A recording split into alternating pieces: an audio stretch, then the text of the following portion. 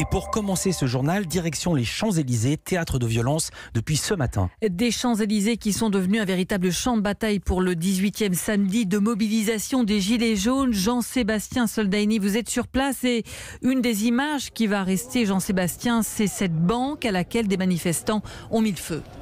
Exactement, des flammes qui en quelques secondes venaient lécher les fenêtres du deuxième étage où se trouvait une femme et son bébé pris au piège avant d'être évacués par les pompiers. 11 personnes sont blessées.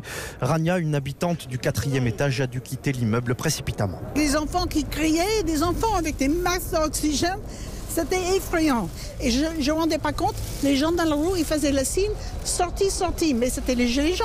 Je pensais qu'ils allaient sortir pour nous faire mal. Donc on n'a pas compris qu'il y avait le feu en bas, on ne savait pas. Ces gilets jaunes, c'est la merde. C'est la merde, j'étais avec eux au début. En plus, il y a des gens qui disent c'est bien, ils ont brûlé les riches. Les casseurs s'en prennent à ce qu'ils considèrent être les symboles du capitalisme. Boutiques de vêtements sont dévalisées, d'aventures de banques détruites ou taguées. Les restaurants du Fouquet's a été saccagé, tables retournées, vitrines cassées. Victor, un gilet jaune, dit ne pas cautionner tout en justifiant.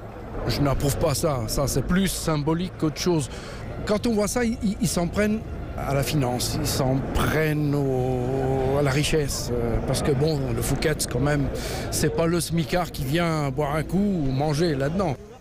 Les casseurs sont même revenus à la charge. La tente du restaurant a été incendiée, tout comme 4 des kiosques à journaux qui jalonnent les Champs-Élysées. Jean-Sébastien Soldaini en direct des Champs-Élysées à Paris pour ce reportage, on vient de l'entendre, qui permet de prendre la mesure des dégâts.